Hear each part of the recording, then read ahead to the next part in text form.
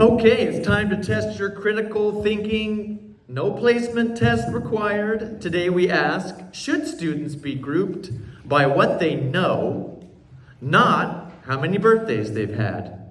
One side argues it's the smart move, literally.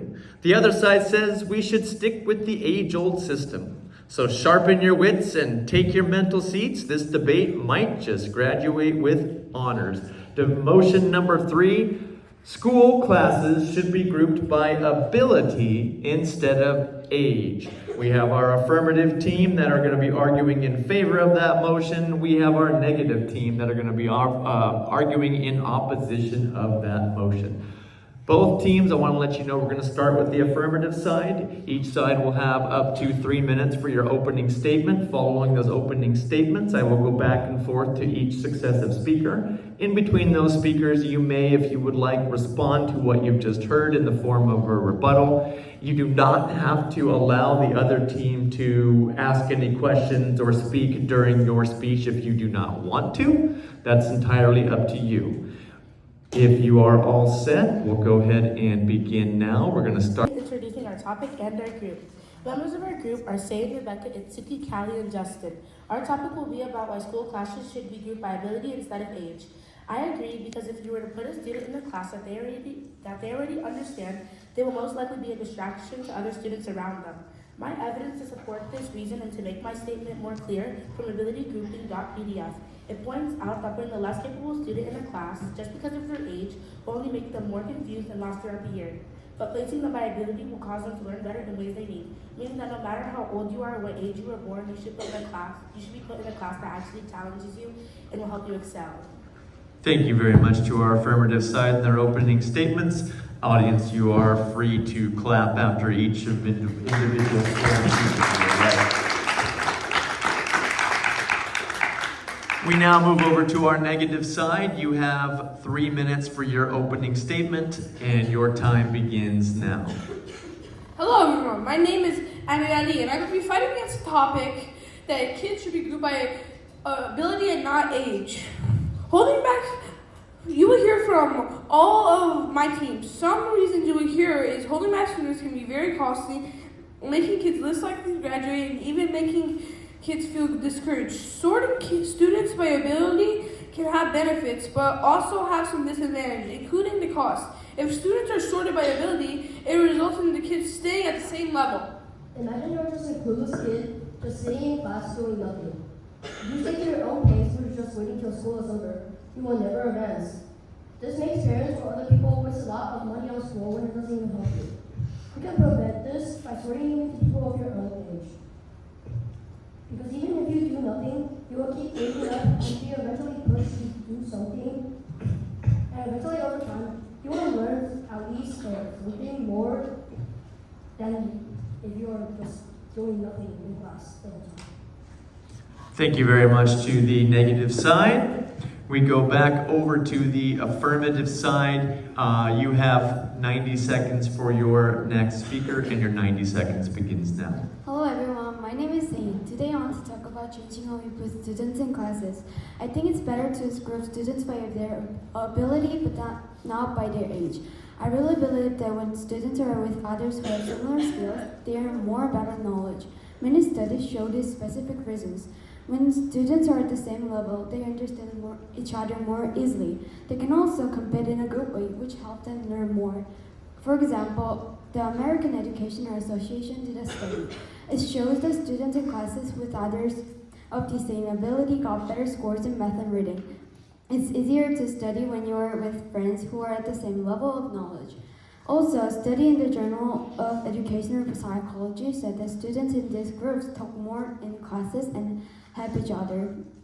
A big review of studies called the Educational Research Review also found ability grouping makes students more motivated and engaged. They feel challenged and supported by others who are like them, so they do their best. So I believe that putting students in classes based on their ability is very important. It's helped them reach their potential in many ways. Thank you for listening to my opinion in grouping students by their ability instead of age. Thank you very much, affirmative side. Any responses to what you just heard? Go right ahead. I noticed you said that it's easier for students to connect with people that are on the same level as them. But even if they're at the same level, there may be an age gap. Like, say you're a 12-year-old, and you haven't quite understood the stuff that the 9-year-olds are learning, or maybe the 8-year-olds. So you get put in the 9-year-olds class, right? But I mean, how would you really make friends with those 9 and 8-year-olds when you're all the way up at 12-year-olds? I mean, that age gap, you can't ignore it. When there's different skill levels, you can properly understand other students, especially when their IQ is the same as yours. Yes, but younger kids probably have different interests than a 12-year-old kid. So an 8-year-old will probably maybe interested in different stuff than a 12-year-old. Interests in what exactly? Well, I don't really know, but maybe the 8-year-old is interested in cartoons, but 12-year-olds may be more interested in, say, skateboarding or video games. If you want to be specific, we're talking about abilities here.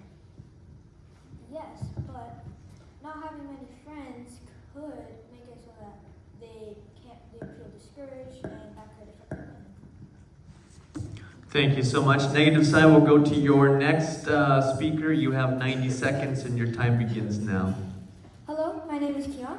In addition to holding students back being very costly, it can also affect the chance that they will drop out and do academically worse.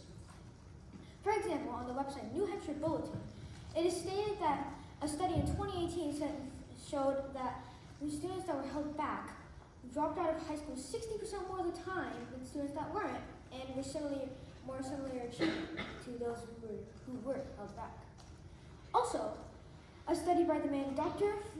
John N. Hughes showed that students that were held back dropped out of high school 2.67 times more than students that weren't. Additionally, the website Rights Law, which was credited by the California Department of Education, so a very credible source, stated that students will have a higher chance to drop out if held back. Also, many of these websites also stated that kids do academically worse when held back. The reason for this is due to the kids being behind their age group. Imagine you're a kid with a bunch of friends and you're all with your scooters and you're scooting around the neighborhood and you're all having fun. The thing is, eventually your friends start to move on and they start to say that scooters aren't so cool anymore and skateboards are the new thing. And so you do the thing that most kids would probably do, I think. You go to your mom and say, I want a skateboard. Then they say, no, you can't have a skateboard. You have to pay for it. Now, you could go and work all your way up to buy a skateboard, but that's just such a big gap. Like, it's so far away. It feels impossible. So now you're either stuck with working to that goal or staying with a skateboard, which is what most kids would do. And now the only people with skateboards are mostly just the littler kids. And now your friends are moving on and start to kind of forget about you too. Thank you so much to the negative side. Affirmative side.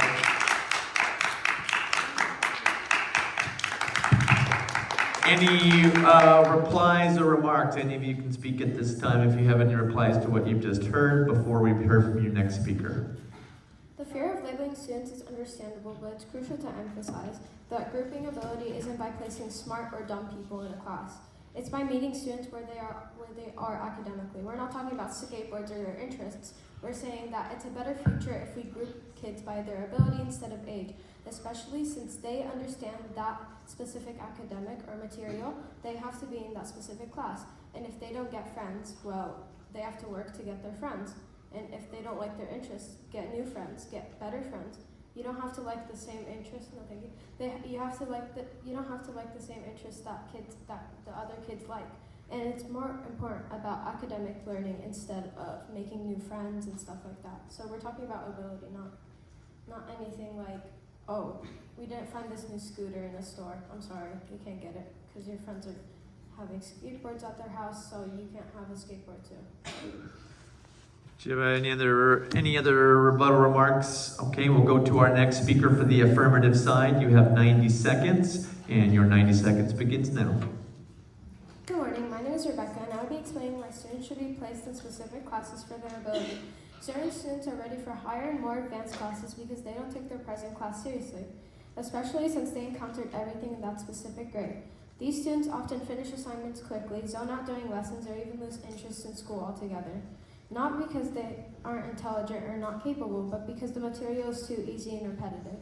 When students are not challenged by their natural curiosity and drive to learn, which is mistaken for bad behavior, when the real problem is that they're not being pushed. From the Journal of Education Psychology, it stated, if we group classes by ability, we can place these students in a more appropriate academic environment, one that actually stimulates their mind, introduces new material, and allows them to grow. This not only keeps them motivated and focused, but also unlocks their full locked-in mind. Instead of forcing them to wait for the rest of the class to catch up throughout the year, they can go ahead and start a different material. This is truly why I believe that students should be grouped by ability instead of age. Thank you so much, affirmative side. Any replies to what you've just heard on the negative side? Go ahead, sir. I think that if you're always at the same level, like if you bring the person at a level that they're exactly at the same pace, they will never learn from the stuff. They will never learn from somebody that's higher up than them. Usually people learn from people who are higher up, like the teacher, but sometimes kids learn from other kids too. Like how, for example, I learned a lot of stuff from Keon because he's way smarter than me, and now we're both like pretty good at the same pace. People learn by learning from other people.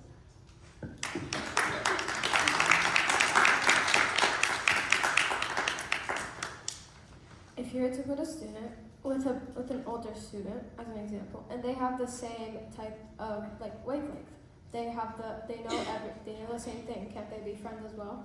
Like, it doesn't matter if you don't know something and Keon knows it. You can ask him, yeah, but when you're in a class that you don't understand, you can also ask the teacher. If you don't know anybody in that class, you can ask the teacher for help. Not just because of like, oh, you want to know something that this guy knows or something that you maybe want to learn from him. Yeah, you can ask him, but you guys might not get along because he's older, you're younger. So if you were in a class that you had like, probably you were older, but another kid was younger, you would understand them because you know what they know, but you don't know what he knows. So when the kids that are younger than you understand completely what you're talking about, you can get along. Thank you. We'll go to the negative side for your next speaker. Your next speaker has 90 seconds, and you may begin now. Hi, my name is Sandy, and today I stand against the use of ability-based grouping in schools. Grouping students by ability may sound helpful in theory, but in practice, it creates more harm than good, especially for the students placed in the lower groups. Many kids have shared how the system makes them feel. On edweek.org, a 10-year-old student said, "I feel happier with no groups. Some people were unhappy because they felt like they were labeled and couldn't choose what to do."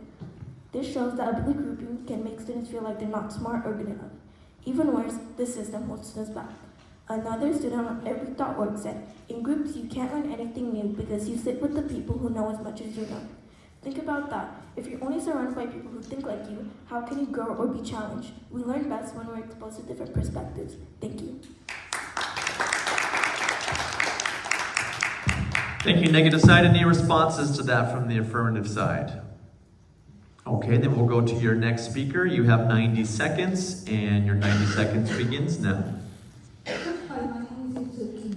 I was saying about students should group by ability, not ages. Research indicates that grouping students by ability can enhance their confidence and learning outcomes. Such for sustainable instruction that may individual meet a study population in educational possibility international, such as the ability grouping can help students progress at a pace suitable for their skills, reducing pressure and fostering positive learning environment. According to the National Education Academy, diverse learning speed and the abilities, these are the reasons that the students should learn by knowledge. Thank you, affirmative side. Any responses to the negative side? Okay, we go to your next speaker. Your next speaker has 90 seconds, and your time begins now. Hi, my name is Cameron. Some more reasons that school classes should be grouped by ability instead of age are that grade retention can also make students feel like alienated and discouraged. This can lead into a bad childhood for the kid, and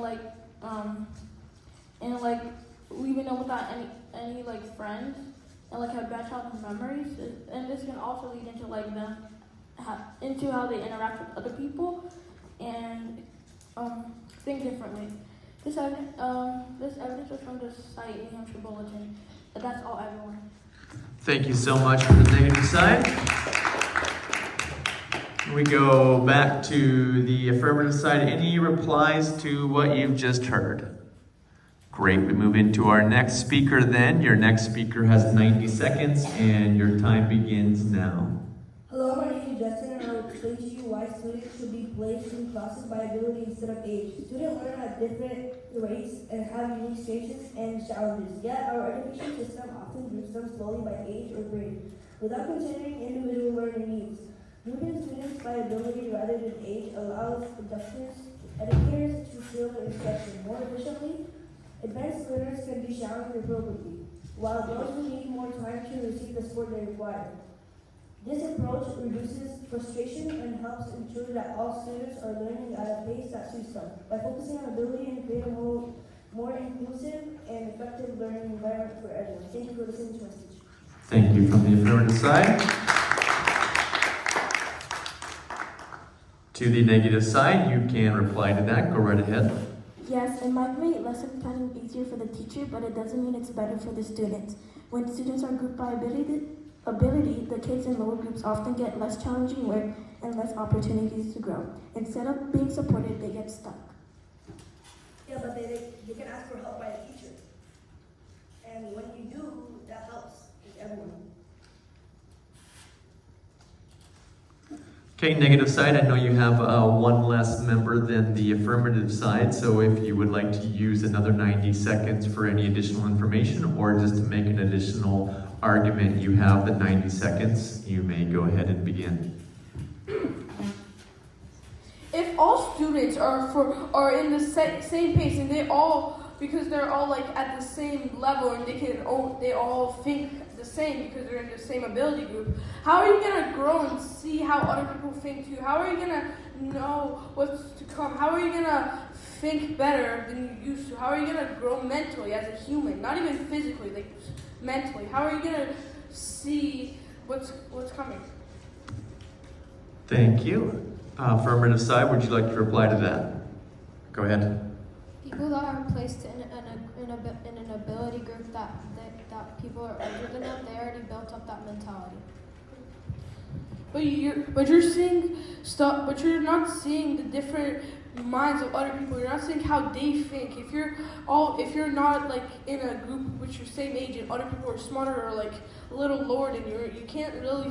Your brain doesn't like know what's happening because you don't get to grow. You don't see how other people think. You don't have the proper things to see. Do you know where you got these? Do you know where you got these sources?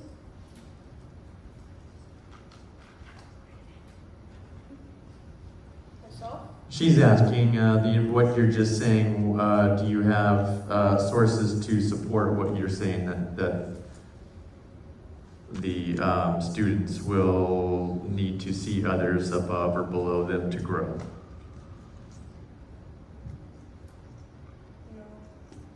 Okay, we'll go back to the affirmative side.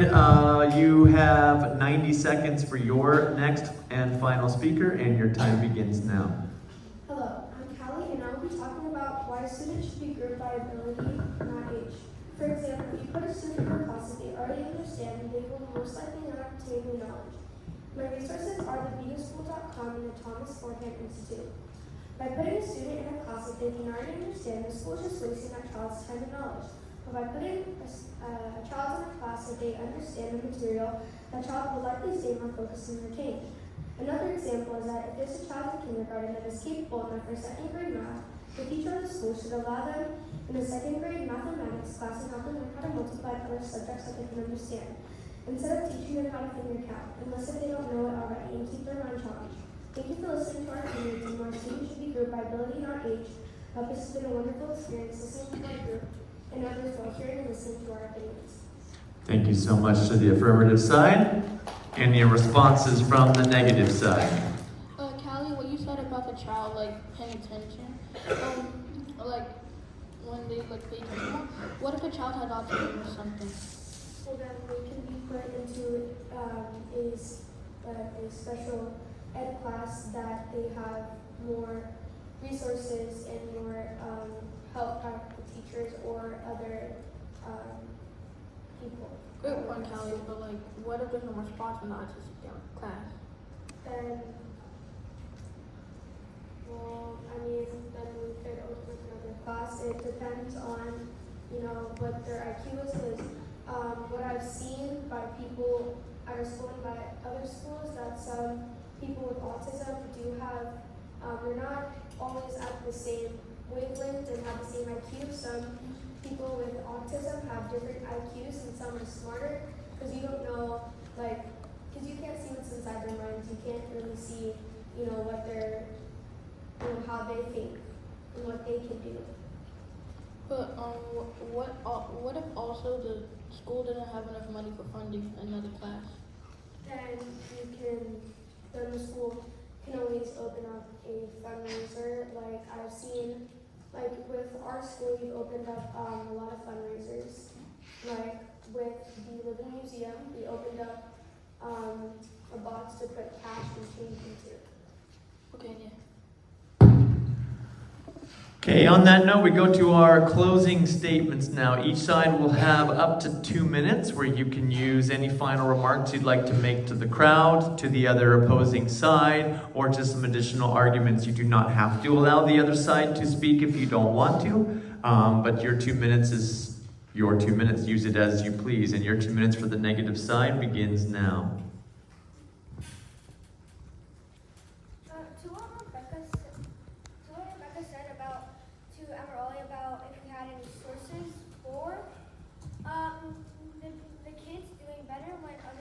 when they have other people to learn from, like other students? Do we really need a source for that? Because all you have to do is look around. Look around at all these people being inspired by others, getting better and better because of all these others. Are you seeing right now our system in school right now? Are they moving kids up or are they moving them down? They can move them down, but they're never moving them up. So that's why we need to change what the system in the school is doing. People that are smarter than their abilities, they need to move up, not by their age, but by their abilities. We're not sorting them by, oh, they got inspired by this person, but they're way smarter than him. So they should be moving up instead of going down with him. Yes, but we do have classes for it. Look at the math teams. There's the math boy, that's the normal stuff. There's the math, and there's also the math me, that's the upper, that's the more advanced stuff. And also the math sigma for kids who need more help. There's different abilities. So as an example, some kid is better at sports, so they should allow him to be in sports. But a person that's better in class a person that's better in math should be in a math class. We're not saying for separation for oh, we have to separate you from your friends because you're special or whatever. We're saying that because you have a better ability than this person, so you have to be moving up instead of being affected from their knowledge. Well, the thing is, the phrase that if you hang around with smart people or not to that affects the situation. So it's if you move all the advanced kids, the higher kids up to another class, and just leave everyone else, which is all similar. Then how is that going to take effect? That's not going to happen. Just like you said, if you hang around 5 intelligent people, you'll be the 6th. And if you hang around 5 intelligent people, when the teachers see you're smarter, and if you go up to 7th grade, and if you hang around with 5 intelligent people, you'll be one of them. If you hang around with 8th graders that are smarter than you, you'll be intelligent. But if you hang around with people that are the same age as you, and maybe they haven't been moving up and they've been held back once, and you hang out with them, you might get affected by their knowledge. So school systems have to be like that, by ordering kids by their ability instead of ages. Because if you ordered them by their ability, people in 6th grade right now could be in 8th grade right now. For example, you or Jaden or somebody like that. People could be those have a chance to be in 8th grade instead of being in 6th grade. You have 30 seconds left, negative side, so you can continue to speak to the affirmative side, or if you'd like to make any final remarks to the audience, you can make those now. So you're talking about how if you hang out with people who are like smarter than you or like dumber than you, you will be just like that. But if you're getting placed by ability, which means you're getting placed at a place where people are the same as you, it means you're hanging out with people who are the same, so you stay at the same level. Also, may I add on to that? I have right here some information. Also, by putting a student in a class with another, let's just say, by putting a student with a higher mindset in a class with a lower mindset child, that child might have lowered their confidence by also thinking that they're not good enough or they're not smart enough to be in that class with the other person. So that's why we think that we should also, if someone has a higher IQ or a higher mindset and they can achieve more things, then they should be able to level up. Like how Rebecca said, with like some people like Keon, Jaden, and other people in this room or in other classes can also be bumped up to higher grades like 8th grade. As humans, you should know that when we're learning, we have to see all other mindsets. So if you're like in a class that there are smarter people than you, are seeing so many different mindsets of people who are smarter and like better, and you will try to learn from them if you have the motivation, which you probably have because you're in a smarter grade. Thank you, negative side. We'll come over now to the affirmative side. You have 2 minutes for any closing arguments or remarks that you'd like to make. You can make those to the audience, to the other side, totally up to you, or you can yield that time if you are complete. Your 2 minutes begins now. Also, I have another rebuttal.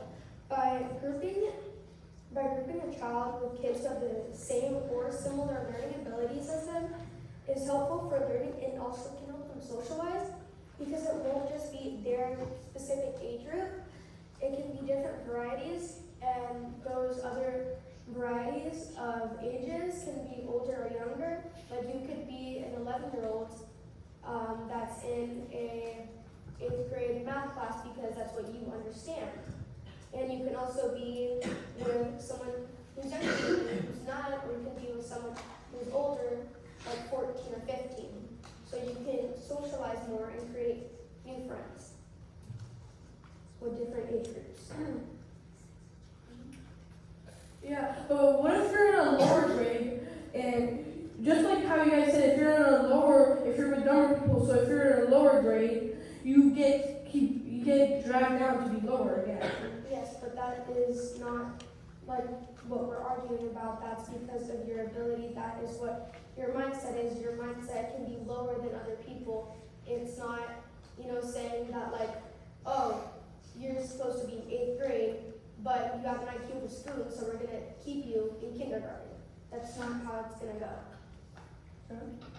So humans you're not supposed to go backward. You're always supposed to keep going forward. You're just supposed to keep getting better. You're not supposed to get backwards just because you have to try to keep learning. Just like you said. Also, with another thing is that if there is a 9-year-old who is in 4th grade and they can barely understand the 4th grade math, and they can understand 3rd grade math, then they should be put back in the 3rd grade class so that way they can understand it, so that's in their minds, because sometimes you can also use other knowledge that you've already learned into another group, because that's what happens sometimes. Because with this year, I learned that that sometimes you're going to need the 5th grade math to help you with the 6th grade math, like statistics, and sometimes you're going to need fractions to help you with the statistics.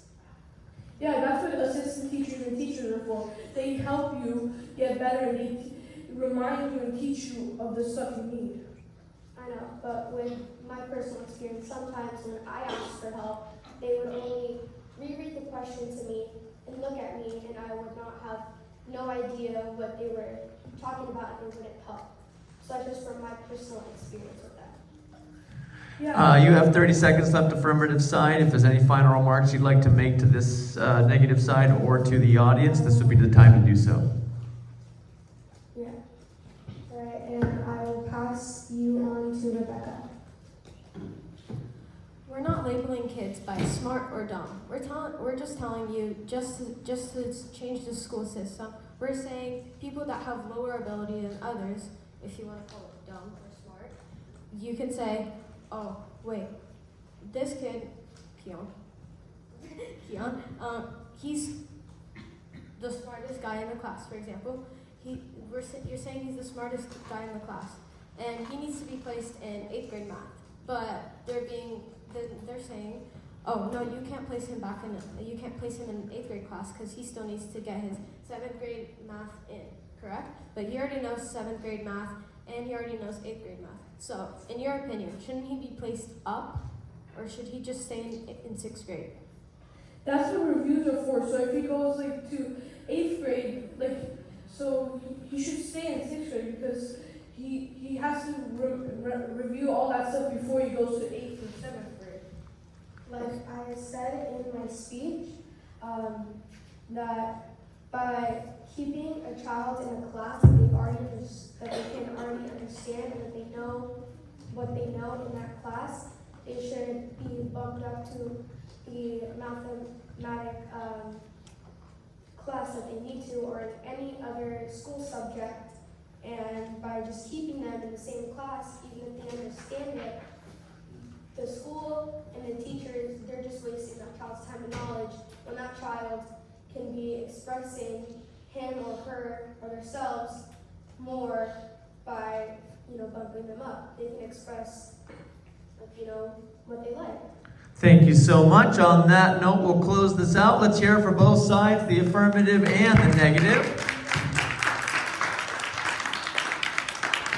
Very well done to both of you. Fantastic, excellent professionalism out there. I will now turn it over to the crowd. Regardless of whether you agree with the motion or not, yours is to now vote on the following 3 factors. Which of these groups, the affirmative or the negative, was best when it came to professionalism? How they looked, how they spoke, how they acted. Number 2, which of these groups was best when it came to the availability of knowledge and support and factual and relevant information to support their side of the claim? And part 3, their ability to connect to you, to speak clearly, to sell you on their idea, and to bring that little bit of showmanship to really show their confidence and persuade you to vote in their favor. I'll remind you once again, you're choosing between the affirmative and the negative side. And the affirmative side is the group that agreed that schools should be placed by ability instead of age, which consisted of Callie, Justin, Itsuki, Rebecca, Sane, and Kaylee. And then the negative side who disagreed was Cameron, Sandy, Keon, Kai, and Amir Ali. I'm going to ask you to put your heads down this time. Please do not lift up. Okay. If you felt that the affirmative side won this debate based on those 3 major factors, please raise your hand now. Yeah, I'm sorry. Close your eyes, especially the students. Thank you.